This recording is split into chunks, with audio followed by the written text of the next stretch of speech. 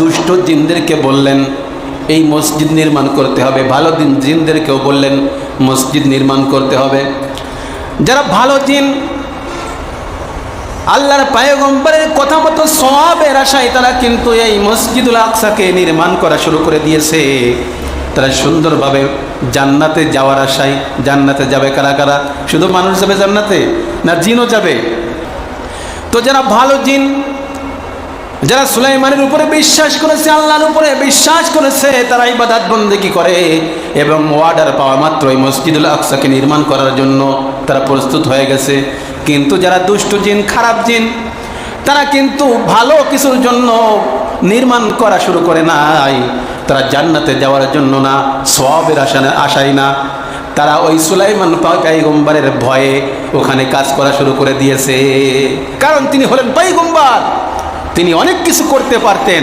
সুলাইমান আলাইহিস সালাতু ওয়াস সালামকে তারা ভয় করত, ভয়ে ভয়ে কাজ করা শুরু করে দিয়েছেন।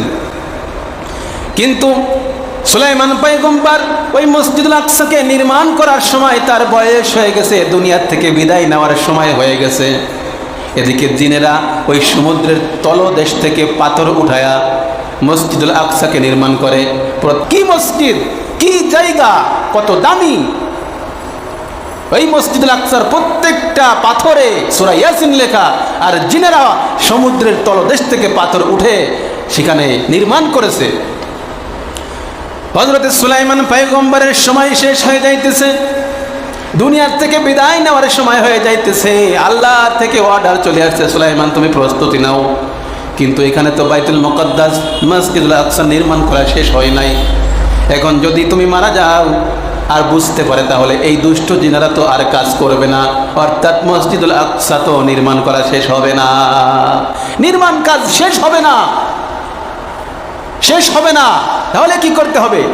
হযরত সুলাইমান পয়গম্বর তখন সিদ্ধান্ত নিল, আমার ওই মসজিদুল আকসার ভিতরে খাস কামরায় প্রবেশ করব এবং লাঠিতে ভর করে দাঁড়িয়ে থাকবো, এমনভাবে হেলাম দিয়ে দাঁড়িয়ে থাকবো যেন আমি মৃত্যু হয়ে যাওয়ার পরে আমি পড়ে না যাই। মৃত্যু হয়ে যাবে কিন্তু আমি যেন পড়ে না যাই, ঢুলে না পড়ি।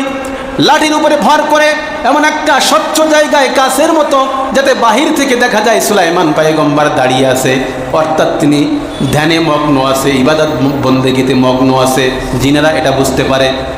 হযরত সুলাইমান পয়গম্বর দাঁড়িয়ে গেলেন, ইবাদতের মগ্ন হয়ে গেলেন, তার জানটা চলে গেল, তিনি মৃত্যুবরণ করলেন।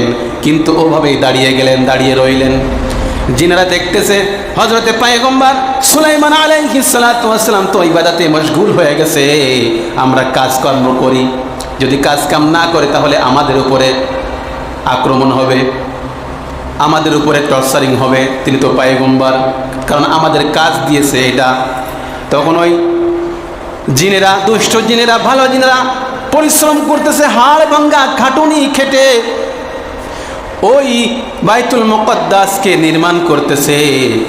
নির্মাণ করতে করতে যখন শেষ হয়ে যাইতেছে, তখন ওই যে লাঠির উপরে ভর দিয়ে দাঁড়িয়েছিলেন হযরত সুলাইমান পয়গম্বর, ওই লাঠিটা ওই পোকা, এমন পোকাতে খেয়ে ফেলছে।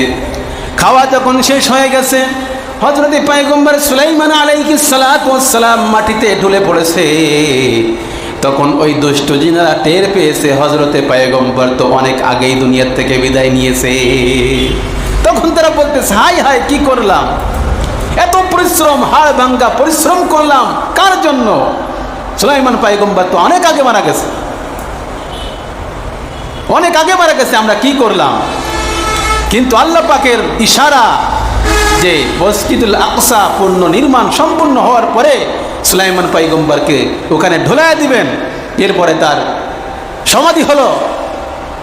এই জায়গাটা কত দামি! এক রাকাত নামাজ যদি কেউ পড়ে, তাহলে কয় রাকাত নামাজের সওয়াব হয় জানি আমরা? আমরা মুসলমান, আমাদের প্রথম কেবলা বাইতুল মুকাদ্দাস। এই সম্মান থেকে আমাদের ধারণা পাওয়ার দরকার আছে না?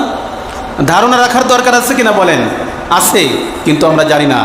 মসজিদুল হারাম, ওখানে এক রাকাত নামাজ পড়লে 1000 রাকাতের সওয়াব হয়, সুবহানাল্লাহ। আর মসজিদুল আকসা এক রাকাত নামাজ পড়লে 500 রাকাত নামাজের সওয়াব হয় এখনো, সুবহানাল্লাহ।